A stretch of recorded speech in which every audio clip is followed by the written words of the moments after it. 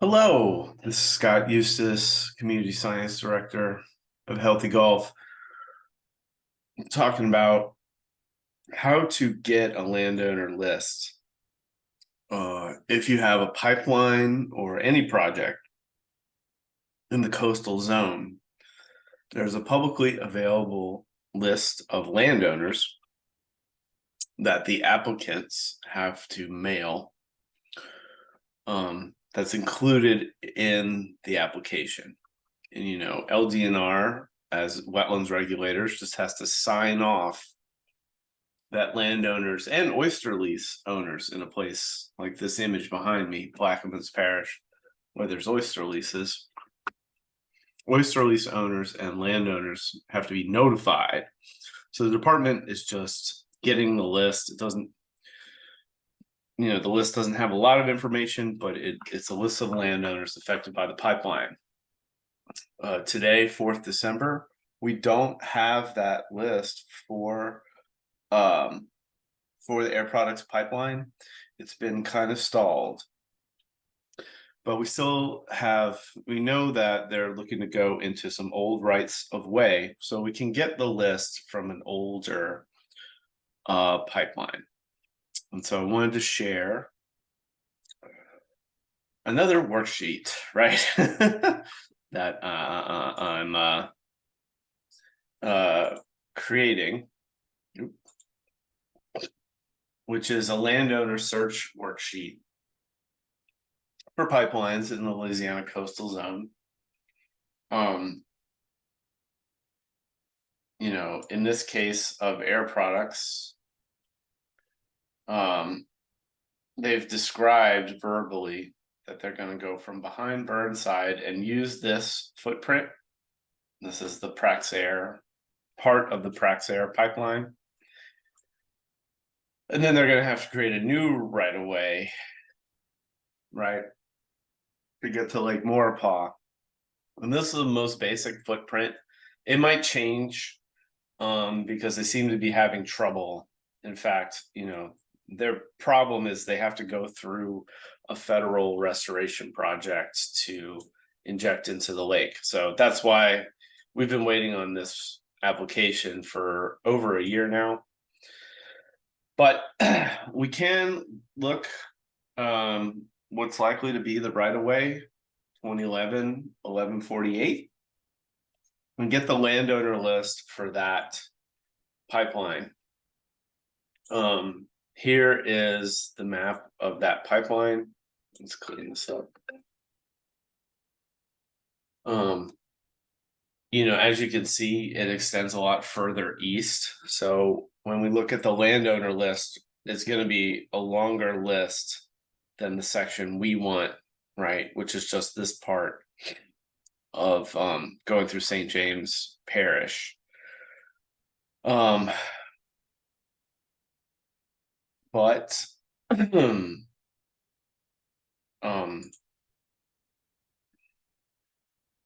we can look at the application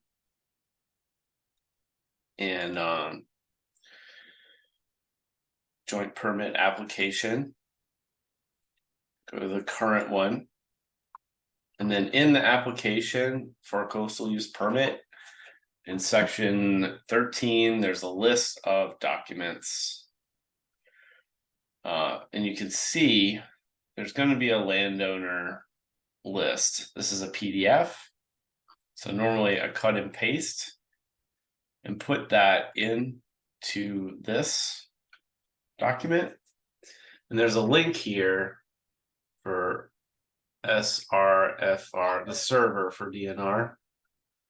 And that is a direct link to the document. And then when you bring it up as a PDF, this is what it looks like. You can see a lot of these are the companies, but some of these are real people. Anthony Swan, Donna Swan, Gonzalez. So they might even be, so we don't know for sure, since what subset of this are people who actually are going. This is the Praxair pipeline, and it's more than a decade out of date. But some subset of these parcels are going to be intersected by air products. And yeah, people might have sold their land. You can see though, there's a lot of companies rather than people, and this for the total of 48 landowners. So what I generally do is create a new spreadsheet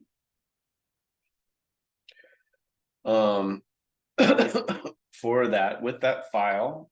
Again, here's the link. And this is a spreadsheet back to my worksheet, a link back to the worksheet, the date, and then what I need is volunteers to just copy and paste these addresses into this format. And then from there, you can see I've done it for Morapal Pipeline. I can create a list, which then becomes a mailable list.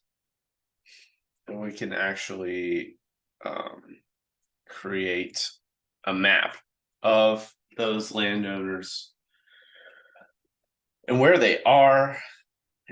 Landowners in a coastal use permit have the power to object to the mitigation.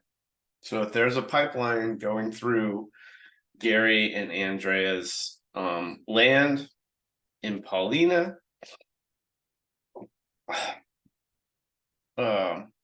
one, this seems like human beings that actually live there, and this might be the same if Gary and Andrea still live there. They have the power to object to locating the mitigation off of their property, and they could say, you're affecting our wetland property and you need to fix it. So Gary and Andrea seem like people we want to meet if they still live in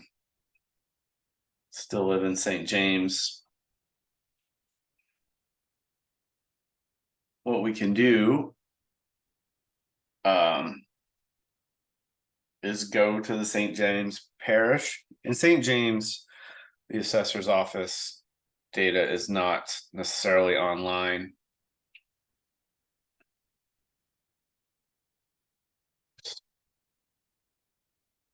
But we can download it, and this is a little bit old. Yeah, St. James is the worst of all the parishes for getting the assessor's information. But we can try to see, if those folks own a parcel that's somewhere near this pipeline. It may be that the parcel that they own is not in St. James Parish, right? So even if they live in St. James Parish, maybe they own a parcel that is outside of the parish.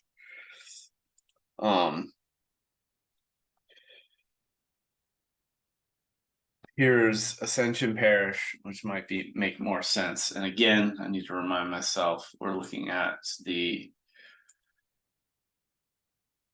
Praxair right away list. And, this might be how it moves through from Burnside into the right of way on St. James Boat Club. We know they're going in St. James Boat Club. So this is probably what the agencies are going to want to make them follow. You can see there's some in Ascension Parish.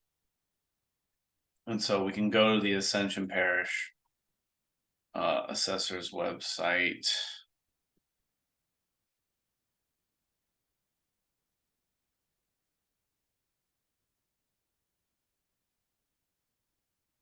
And try to see who owns this shell. So Equilon owns all of this. I think they have some cemetery cut out.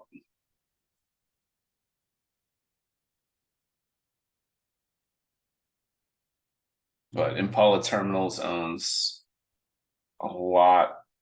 Wait, they still own that. Oh wow. Okay. Even though that is Orange Grove, where maybe this hasn't been up. That's the other thing. Maybe this hasn't been updated. But there's not likely to be a lot of landowners in Ascension Parish. Okay, Air Products Blue Energy. So they're renting from Impala Burnside in the front, and they're building Blue Energy in the back. Maybe they're affecting this capital development group. If I were smart, I'd want to avoid any of these people. Swampland Properties. So I don't have the link from the assessor's office, but that's a place that can give you more information. What I do have is the landowner lists and their transcription. I need some volunteer help. Of course, when we get an application, when it does drop, we can continue to fill out this worksheet, but realize that landowner list isn't going to appear until the application is further down the road. So,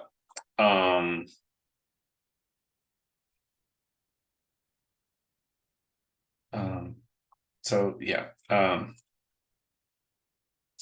that's all I have, and it's time for the meeting. Okay, bye.